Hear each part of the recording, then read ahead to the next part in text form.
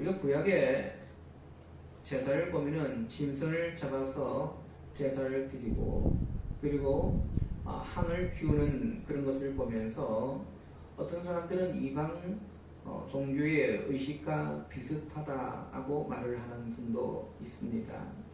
그러나 외형적인 것은 비슷하게 보일지는 모르겠지만은 그 의미는 분명히 다릅니다. 이방 종교에서 제사를 드리는 것은 내가 신을 위하여 이만큼 돈을 쓰고 또 이만큼 헌신했으니까 그래서 내가 신에게 뭔가를 요구를 합니다. 다시 말해 이방 종교의 제사는 일종의 신과의 거래인 겁니다. 내가 이렇게 했으니 신이 나에게 이렇게 해달라는 겁니다. 그러나 성경에서 제사를 드리는 것은 다른 의미입니다. 그것은 오직 자신의 죄를 고백하는 것이고 그리고 그 죄물처럼 자기도 멸망받을 수밖에 없는 그런 존재라는 사실을 고백하는 거고 그리고 그 제물을 드림을 통해서 우리의 죄가 용서함을 받는다는 그런 믿음을 우리가 드리는 겁니다. 일종의 신앙 고백인 겁니다. 나중에 이것은 예수님께서 십자가에서 죽으심을 통해서 완성이 되었고 우리는 그 사실을 믿고 하나님 앞에 나아가게 되는 겁니다. 또 하나는 향을 피우는 것도 이방 종교와 기독교는 분명히 다른 겁니다. 이방 종교에서 향을 피우는 것은 신과의 교제를 의미하는 겁니다. 신과 어떤 교감을 나누려면 향을 피우게 되면 된다고 생각했습니다. 그래서 이왕이면 강한 향을 피우는 겁니다. 그래서 그 향을 오래 맡게 되어지면 환각 상태에 빠지기도 합니다. 그래서 이방 종교에서 향은 필수적인 겁니다. 그러나 기독교에서는 오늘날 우리가 향을 피웁니까 안 피웁니까? 장례식장에 갔을 때 향을 피웁니까 안 피웁니까? 피우지를 않습니다.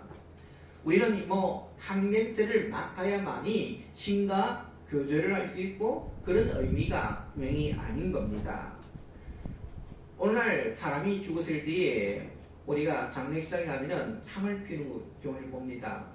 그러나 기독교의 장례 의식에서는 향을 피우는 게 없습니다. 다만 우리가 묵념하고 그리고 묵념도 죽은 자에 대한 묵념이 아니라 이제 장례 절차와 그리고 남은 유족들을 위한 그런 묵념인 거죠. 그리고 향도 피우지는 않습니다.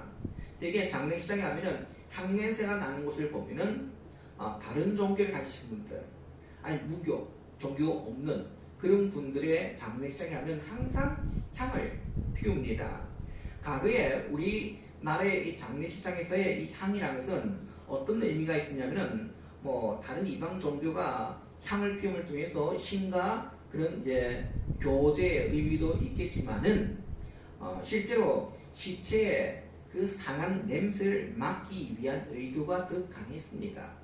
왜냐하면 과거에는 집집마다 집에서 장례를 치르지 않았습니까? 집에서 장례를 치다 보니까 이제 시체가 이제 하루 이틀 지나면 부패하기 시작합니다. 그 부패한 냄새를 막기 위한 그런 향을 피우는 겁니다.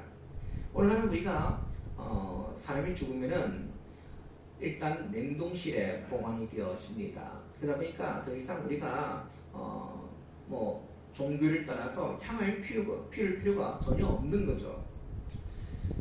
근데 이 구약 시대에 이스라엘 백성들이 하나님 앞에 향을 피우는 것은 단지 그런 의미가 아니었습니다. 성소의 가장 안쪽 한 가운데에 향단이 있었습니다. 그리고 아침 저녁으로 제사장이 향을 사르는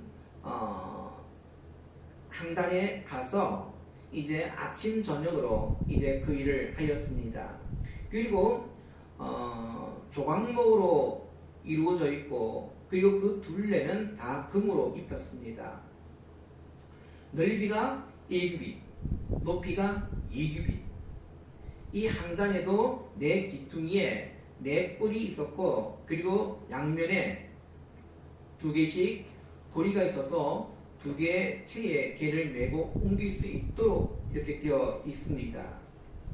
그래서 제사장은 아침 저녁으로 매일 이 향단 앞에 향을 피웠습니다. 그렇다면 이 항단의 의미가 무엇이겠습니까? 오늘 6가지 특징에 대해서 함께 말씀을 우리가 보고자 하는데, 첫째는 성소 안에서 가장 높은 기구였다는 겁니다. 우리가 떡상이나 아니면 등대나 제단은 높이가 모두가 다 1.5규빗입니다. 1.5규빗. 근데 유독 분향단은 2규빗으로 되어 있다는 겁니다. 2규빗. 그러니까 0.5규빗이 더 크다는 겁니다. 이 성소의 기구 중에 가장 항단이 가장 큰 키를 가지고 있습니다. 그리고 이 항단은 성도의 기도와 관련되어 있습니다. 누가복음 1장 9절 10절 말씀에 보면 제사장은 분향하고 있었고 백성들 그 시간에 밖에서 기도하였다 되어 있습니다. 다시 말해 성전 안에 제사장이 분향할 때에 백성들은 뭘 했냐? 밖에서 모여 하나님께 기도하였다는 겁니다. 항은 바로 성도의 기도를 의미하는 겁니다. 제사장이 백성들을 위하여서 날마다 드리는 기도를 의미하는 거죠. 제사장은 백성들의 죄를 바라보면서 안타까운 마음을 가지고 하나님께 나아가 그들을 위한 기도를 드립니다. 일종의 중보 기도인 거죠. 다른 사람을 위한 기도를 드렸다는 겁니다. 시편 141편 2절 말씀에 보면 나의 기도가 주 앞에 분향함 같이 되며 나의 손 드는 것이 저녁 제사 같이 되게 하소서란 말씀이 있습니다. 향은 성도가 하나님께 올리는 기도의 상징인 겁니다. 계시록 5장 8절에도 보면은 하나님 앞에 선 24장로들이 어린 양 앞에 검은고와 향이 가득한 금 대접을 가지고 있는 모양을 묘사했죠. 그 향은 다른 말로 성도들의 기도라고 이렇게 해석하였습니다. 계시록에 우리의 기도가 하나님 앞에 이렇게 향기롭고 그리고 아름다웠고 사람이 향 냄새를 들은 마시듯 하나님이 우리의 기도를 들으신다는 그런 뜻이에요. 우리의 기도를 들으신다. 주님은 이 땅에 공생의 기간 동안에 늘 제자들과 그리고 사람들 위하여 기도하였습니다. 그리고 지금도 하나님 우편 보좌에 앉아 계시고 우리들을 위하여서 중보 기도하신다라고 말씀합니다. 로마서 8장 34절에 누가 정죄하리요 죽으실 뿐 아니라 다시 사신 이는 그리스도 예수시니 그는 하나님 우편에 계신 자요 우리를 위하여 간구하는 자신이라 했습니다. 우리를 위하여 지금도 하나님의 우편 보좌에 앉으셔서 우리를 위하여 기도하고 계시다는 겁니다.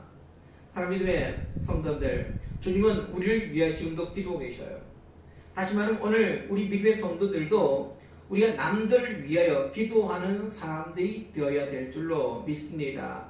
그리스도께서 우리를 위하여 자신의 몸을 찢으시고 하나님께 직접 나갈 수 있는 길을 여신 모든 우리 성도들은 누구나 다 왕같은 제사장이 되는 겁니다. 제사장은 백성들을 위하여서 항단 앞에 가서 향을 사르는 자예요. 제사장이 날마다 그 보좌 앞에 나가서 향을 사르는 것처럼 오늘 우리 믿음의 성도들도 우리가 우리의 이웃을 위하여서 기도하는 직분이 주어졌다는 사실을 기억해야 되는 겁니다. 그리고 항단의 키가 제일 큰 이유가 무엇이겠습니까? 그것은 우리가 섬길 수 있는 봉사 중에 가장 고귀한 봉사가 남을 위하여 기도하는 것임을 우리가 가르쳐주고 있는 겁니다. 남을 위해 기도하는 것. 짐승을 잡아 드리는 제사보다 그 어떤 선행보다 하나님께 기도를 가장 기이 보신다는 겁니다. 어찌 보면 기도라는 것은 참 중요한 겁니다. 남을 위하여 기도할 수 있다는 것. 내가 당신을 위하여서 기도하겠습니다. 내 기도 수첩에 당신의 이름을 적고 그리고 당신의 기도 제목을 적겠습니다. 그리고 내가 기도할 때마다 늘 당신을 기억하며 기도하겠습니다. 여러분들 이런 말보다 더 귀한 말이 어디 있겠습니까? 마치 이것은 내가 하나님을 뵐 때마다 당신의 사정을 꼭 말씀드리겠습니다. 그런 말과 같은 거죠. 만약에 누군가가 대통령을 만나러 갑니다. 만나러 가는데 그분이 만나기 전에 이렇게 나에게 말을 합니다. 내가 대통령을 만나면 당신 이야기를 꼭 내가 전하겠습니다. 그런 말을 하게 되면 어때요, 기분이? 너무 좋죠. 세상에 그 어떤 힘보다 우리가 대통령이 내 얘기를 들어주고 내 사정을 알아준다면 얼마나 좋은 겁니까? 그와 마찬가지로 만왕의 왕이신 하나님 앞에 누군가가 내 사정을 알려준다. 얼마나 귀하고 복된 일이겠습니까? 그것이 바로 오늘 우리 성도들이 해야 될 직분임을 가르쳐주고 있는 거예요. 우리는 다른 사람을 위하여서 기도할 수 있는 직분이 우리에게 있습니다. 다른 사람들을 위해서. 나는 늙고 병들어서 교회에서 아무런 봉사도 할 수 없습니다. 아니에요.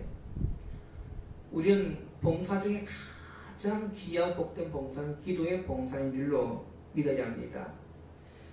목사의 설교에도 기도의 지원자가 필요하고요. 선교사의 그 선교에도 기도의 지원이 필요합니다. 전도자가 나가서 전도할 때도 기도의 지원이 반드시 들어가야 승리할 수 있는 겁니다. 그러면 기도라는 것은 어느 분야이든지 안 들어가는 분야가 없다는 겁니다. 그러기에 우리 모든 믿음의 성도들이 우리가 기도의 봉사에 나가는 그 믿음의 성도들이 되어지기를 원합니다. 그리고 두 번째는 위치가 성소의 가장 중앙에 있습니다. 성전은 우리가 두 개의 방으로 이루어져 있습니다. 기장 안쪽의 방을 지성소라 우리가 일컫고 바깥쪽은 성소라 이렇게 일컫습니다.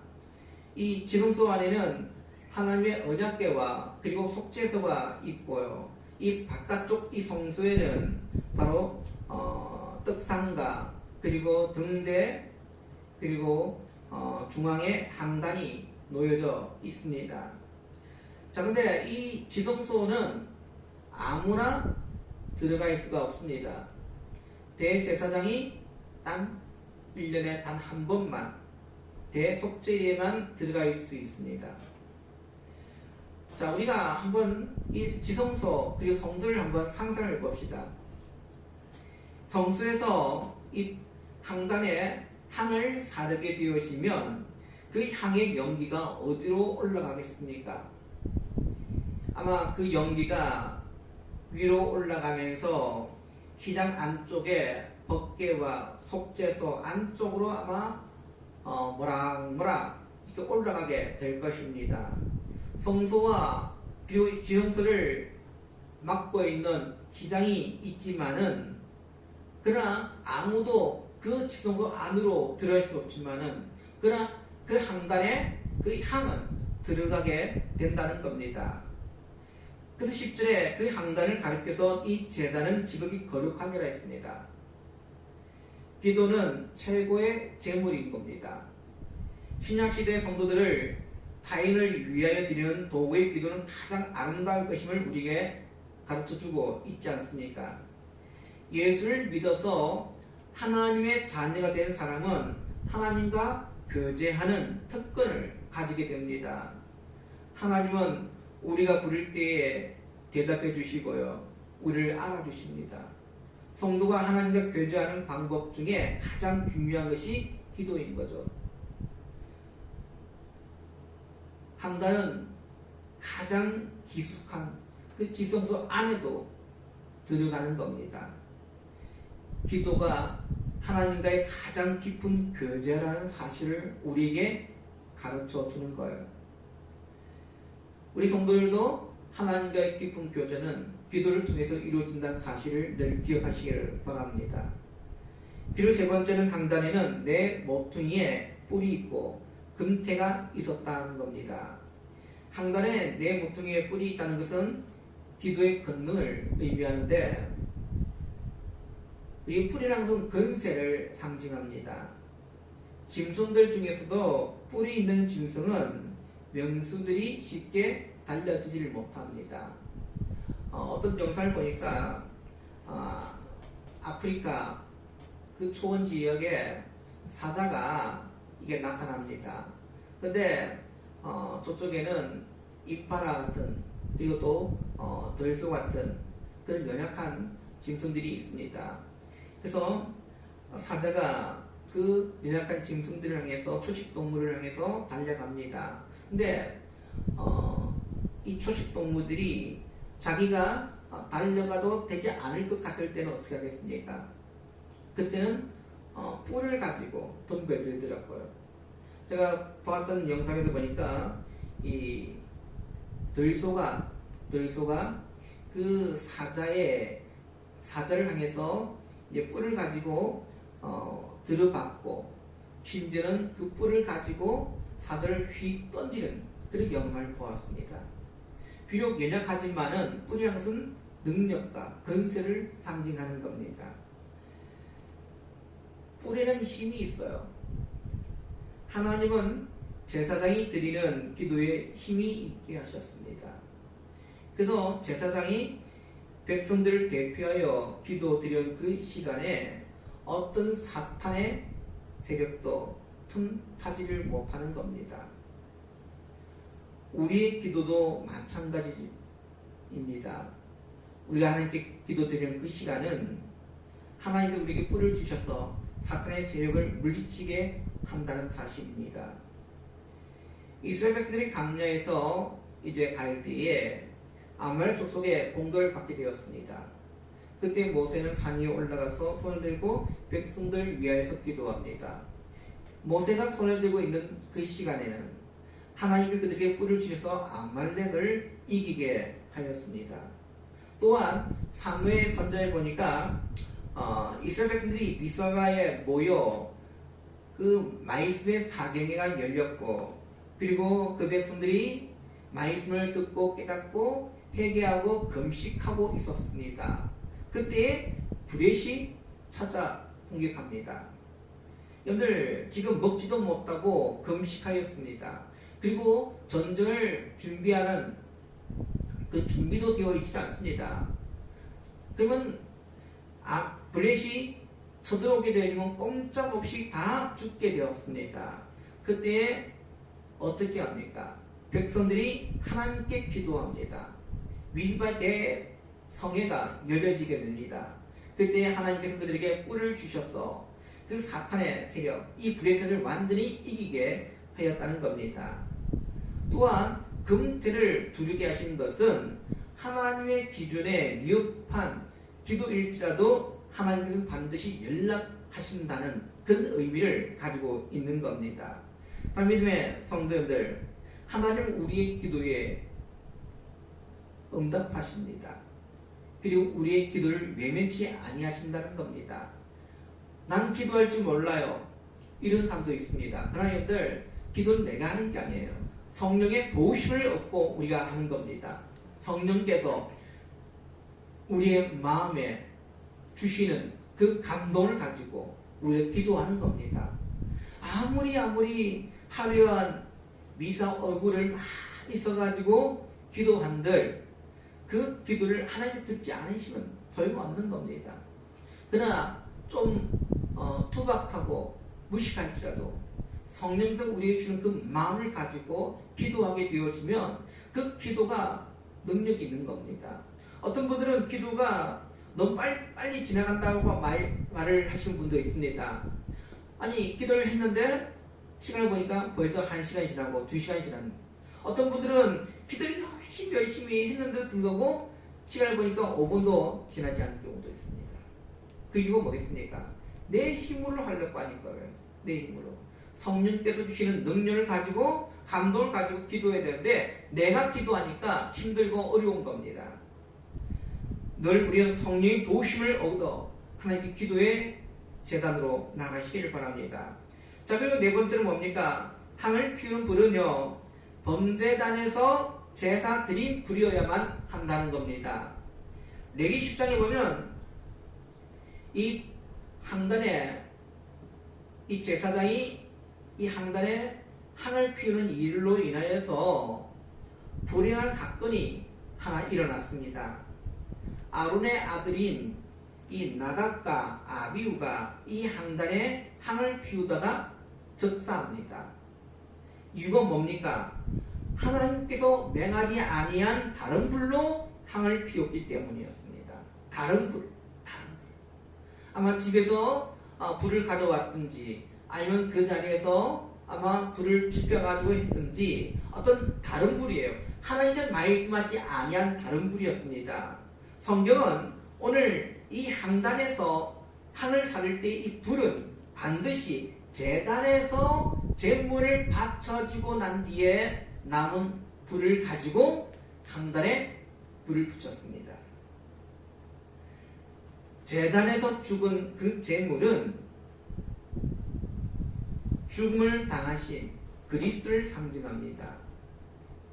그리스도는 십자가라는 그 심판의 제단에서 우리를 대신하여 제물이 되어 주셨습니다. 그래서 원수지간이었던 하나님과 우리 사이에 화목을 이루어 주셨습니다. 우리는 하나님 앞에 나갈 때는 오직 우리의 제물이 되어주신 그리스도를 통해서만 나갈 수가 있는 겁니다. 그리스도를 통해서만. 다시 말해 오늘 우리가 우리의 공로를 가지고는 하나님 앞에 나갈 수가 없는 거예요. 그리스도의 공로를 통해서만 우리는 하나님께 나갈 수 있고, 그리고 우리가 그리스도의 이름을 가지고 하나님과 교제할 수 있고, 그리스도의 이름만을 가지고 우리는 하나님께 기도할 수 있다는 사실이죠. 누군지 이 녹제단에서 죽음을 당하신 그 그리스도를 통하지 않고는 결코 항단 앞에 향을 피울 수가 없다는 겁니다. 기도할 수 없다는 겁니다. 여러분들 기도할 때 누구의 이름으로 기도합니까? 내 이름을 가지고 기도합니까? 목사 이름을 가지고 기도합니까? 아니에요.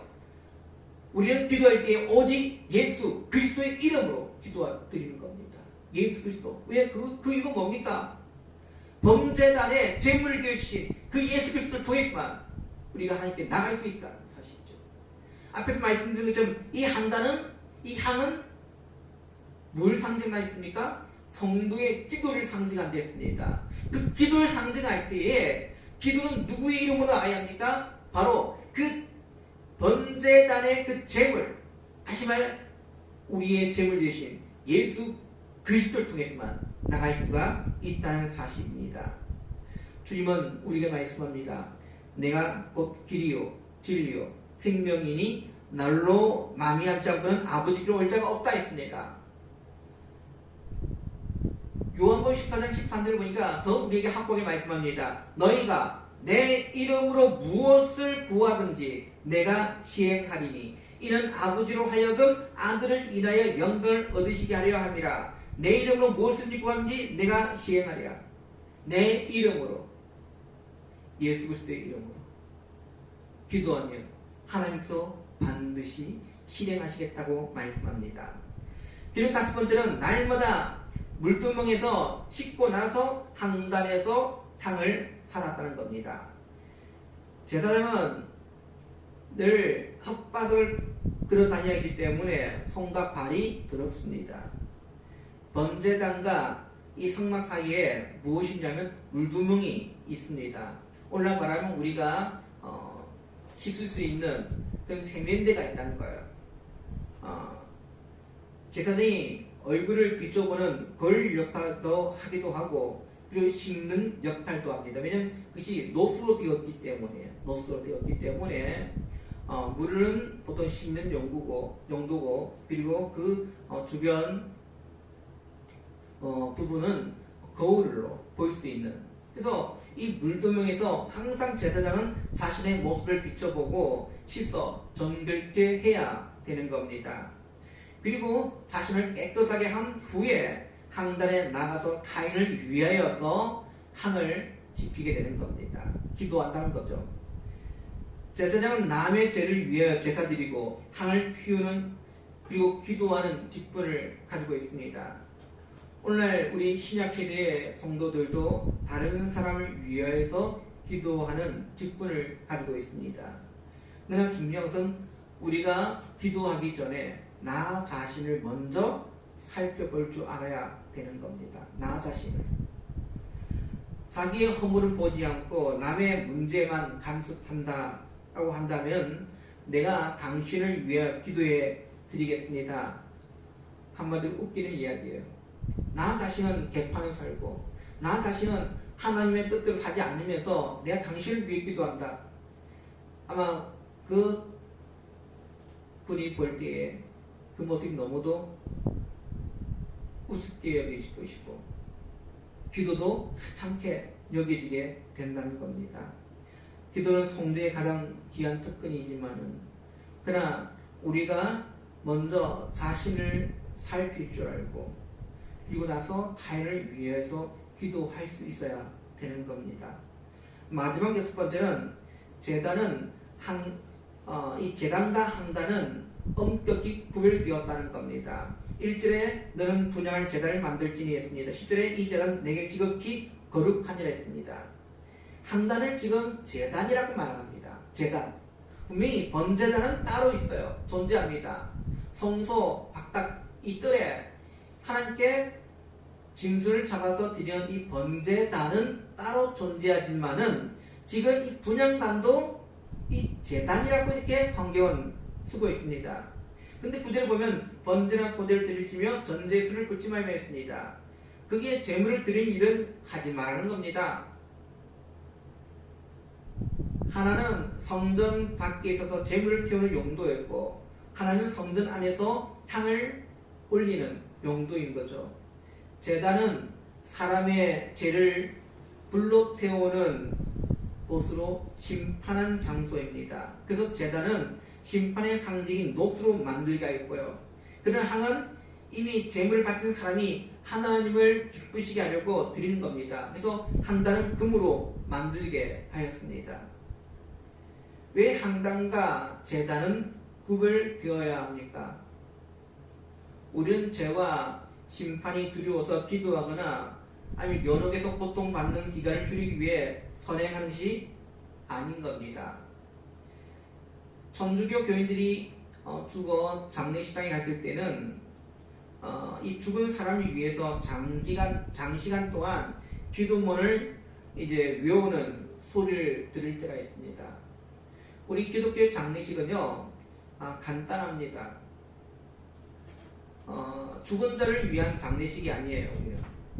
우리는 언제나 산자를 위한 장례식입니다. 산자, 남은 유족들을 위한 장례식이에요.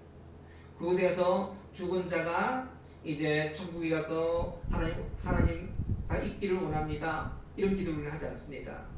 우리는 그가 예수를 믿었다라고 안다면 그 영혼이 지금 하나님의 그 보좌의 품에 안겼음을 믿습니다. 우리는 이렇게 기도하는 거죠. 갈 수 있도록 해주세요. 그런 기도하지 않습니다. 그리고 남은 유족들이 위로받을 수 있게 해주세요. 남은 장례 절차가 잘 순조롭게 진행되게 해주세요. 이런 기도를 합니다. 그러나 천주교인의 장례식을 보면 다릅니다. 천주교인들은 장시간 동안 기도문을 외웁니다.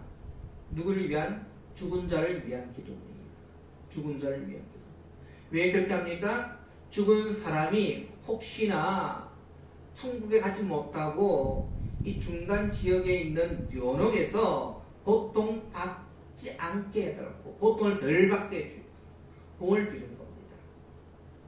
성도들이 많이 기도하면 빨리 천국에 간다는 거죠. 이것은 그리스도의 공로를 믿지 않고 자기들의 이 기도를 공으로 믿는 겁니다. 우리가 열심히 기도하면 죽은 자도 연옥에서 천국으로 간다는 겁니다. 이런 사상이 로마 캐톨릭의 사상인 겁니다. 그러나 기독교는 다릅니다. 우리는 철저하게 예수 그리스도의 공로인 거예요. 우리는 구원받은 은혜에 감사해서 봉사하고 하나님 아버지를 신뢰하기 때문에 기도하는 겁니다.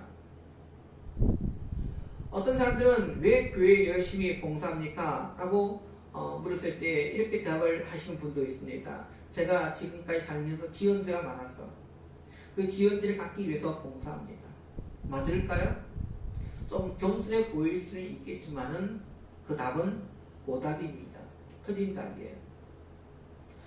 여러분들, 우리가 봉사하는 것은 왜 봉사합니까?